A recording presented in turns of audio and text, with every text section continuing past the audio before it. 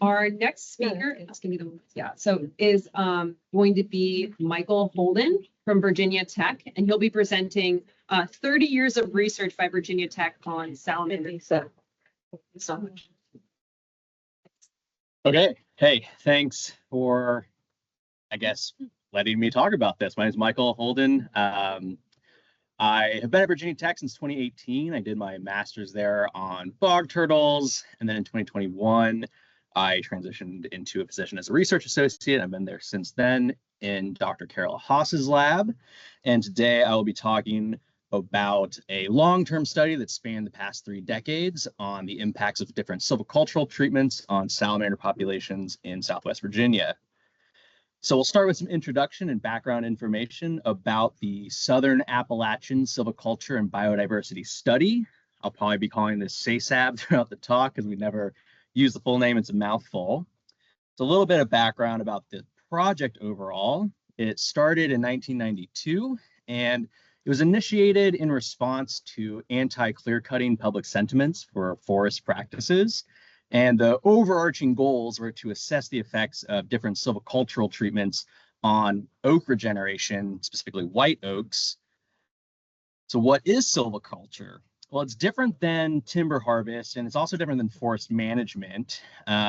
It's similar to how agriculture is the practices of growing the best crops. Silviculture generally are the practices involving growing the best trees. And the research focused, like I said, the major research focus was on white oak regeneration, but there are also other components, including herbaceous plant diversity, as well as impacts on salamander populations, which is where this comes in. So for this project, we focused on the Plethodontidae family. This is a unique family. They're the woodland salamanders. One of the cool things about them is that they are lungless. So they do have environmental preferences kind of related to being lungless. They like it moist, so that way they can pass gases through their skin. They also prefer cooler temperatures, and so they can be sensitive to these conditions. So this leads to the reason why we chose to study this group of salamanders is because they can be indicators of these habitat conditions involving temperature and moisture levels. So if we're looking across different silvicultural treatments, these animals can be indicators of what's going on.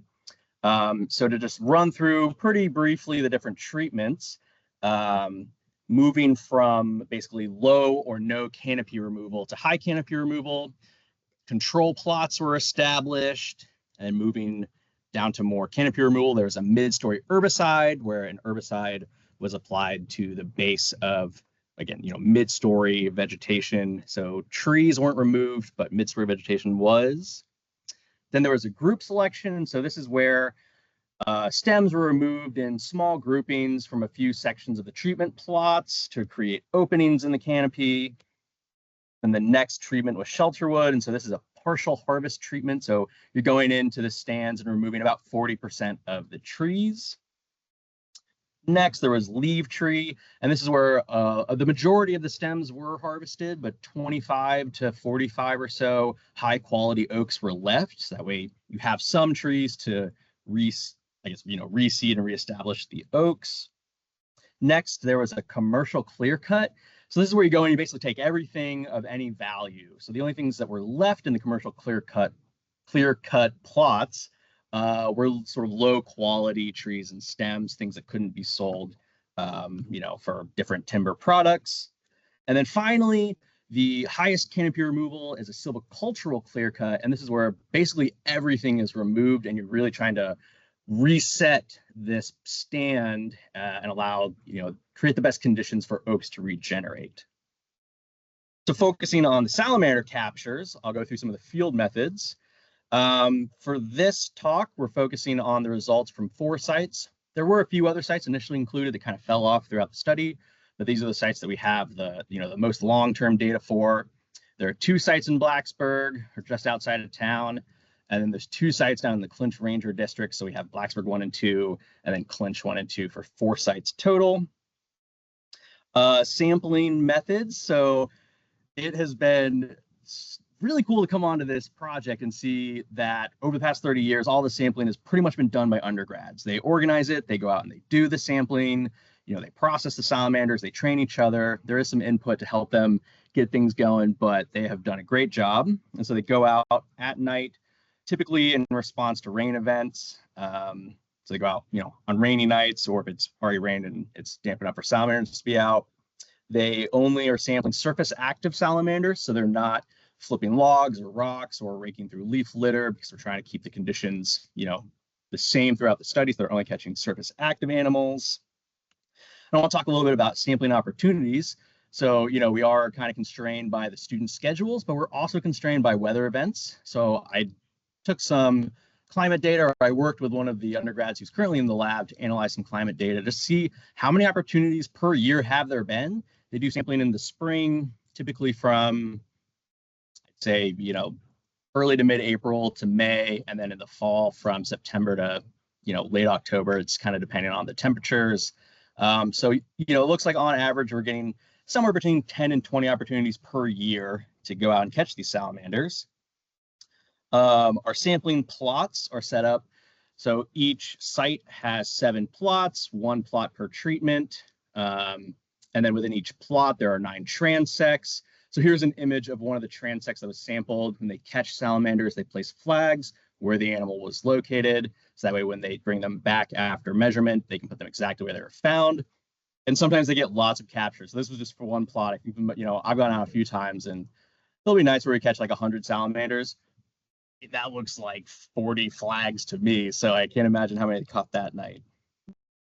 So moving into the results, I'm going to be talking about some estimates from Tori Engler's master's thesis, where she modeled the sort of mean number of salamanders at these sites across the different treatments to see if there was, basically what effect these silvicultural treatments had on salamander populations and how long it took, if at all, for these populations to go back to pre-treatment levels. I'll walk through this graph, but essentially on the y-axis, we have the mean estimate of the number of salamanders per transect that they would be catching. And then on the y-axis for each of these decade periods, we have the silvicultural treatments increasing from lowest canopy removal, so the control plots on the far left, to the silvicultural clear cut. So we did have 1 year of pre-treatment abundances, and so that's why it's a single point and not a box plot, because there's only 1 year of data for that. And so it's important to know how many salamanders there were, or there were estimated to be on these plots in the beginning before the treatments happened, so that way we know if there's any variation there that might impact what's going on later on. So in the first decade, and again, I should have mentioned, these estimates are for all plethodonid salamanders lumped together. So this includes different species. And I'll talk about what we end up seeing in the next slide. So the asterisks indicate boxes that are significantly different from the within decade control. So not to the original treatments, but within the within decade control. So in the first decade, essentially what we're seeing is that all of the silvicultural practices resulted in lower salamander numbers than the control or the herbicide, which is kind of interesting. The herbicide, again, that was just removing mid-story vegetation. We see the same pattern in the second decade post-treatment. Again, all of the silvicultural practices are significantly lower than the control. But by the third decade, the only difference was in the shelterwood treatment, and that is because we think it's because there was a stand re-entry in 2010, which effectively resets that time that the treatment was initiated, right? So that's really like first decade post-treatment data. So by the third decade, again, all of the practices, all the plots had salamander abundances that were similar to the control. So moving into what we find, I pulled the database yesterday, actually, because I was curious. So I didn't know how many salamanders they've caught in the 30 years, and it's about 14,000 total captures. So they've caught a lot of salamanders, and there is some variation in the proportions of species that we're finding at the sites. So on the left side of this, we have the 2 Blacksburg sites, and the right side, we have the 2 Clinch sites. The y-axis is the proportion of all captures that are a given species or group. And then the x-axis is the site, and it's colored by species. So in Blacksburg, we're finding a lot of Plethodon cinereus, the redback salamander. We're seeing a few Plethodon glutinosus complex, so slimy salamanders, and then just a little bit of other species, which actually includes all of the things that are listed outside of other on the right side of this. And then the clinch, we're not finding any redbacks because we're outside of the range down there, but we're seeing a lot of Desmognathus acrophius, which is the Allegheny mountain dusky, as well as Plethodon richmondi, the ravine salamander, also some slimies, and then some others. So mainly we're seeing a lot of the same few species at these sites, but some interesting examples that were in the other category were green salamanders. At the clinch sites, they do have green salamander habitat, but not on the treatment plots. So these plots are all, in the woodlands, sort of like in the forest. I think there's like 2 records of green salamanders in this. So somebody got lucky and found a green salamander in the plots. Also spring salamanders show up sometimes, red salamanders, various Eurycia, other desmog species, as well as a 4-toed salamander. I'm not 100% sure where that was from, but that was pretty cool too. So to start to wrap things up, I'll go through some major conclusions from this study.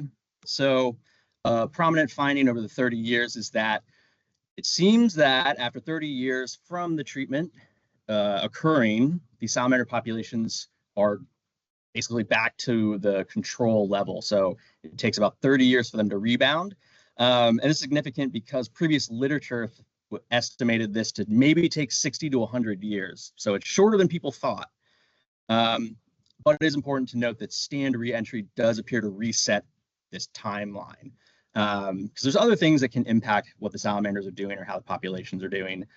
Canopy removal is just one aspect. If they're doing these practices, they're driving, heavy machinery into these stands, and so soil compaction can be a factor here. So 30 years from treatment seems to be enough for recovery. Some of the implications for salamanders, one of the big things is that it appears that silvicultural clear cuts aren't any worse than some of the practices that are removing fewer trees, which can be beneficial for people who are interested in silviculture and not necessarily salamanders, that a best practice from that standpoint may not be any more harmful for salamanders than sort of, less impactful practices. Yep, and so acknowledgements. There was so many people to thank on this because it's 30 years of undergrads, grad students, faculty members involved, funding sources from the USDA and other sources. So thanks to everybody who pitched in. With that, I got time maybe for some questions. Yeah, we could take it. Yeah. We have time for probably one question. The audience? Yes. That's a great question. So we're remarking the salamanders to tell if we could catch the same ones. For this part of the practice, no, it was not a capture mark recapture study. I didn't do any of the modeling, but I have an extra slide about that. So if you're interested in the actual analysis of that data, I'd be happy to talk. You can just shoot me an email. I can give you Tori's contact information. She did do some mark recapture, but with Plethodon salamanders, at least in the places where we're working, when she did do mark recapture studies, her recapture rates were so low because I think, there's been estimates for how many salamanders in woodland habitat that you're catching when you go out to do surveys, and it's pretty low. I don't want to make up numbers, but I think I don't know if anybody else knows, but it's 10% or less. It's surprisingly low. So doing capture mark recapture can be a challenge. So they weren't marking animals. So thank you.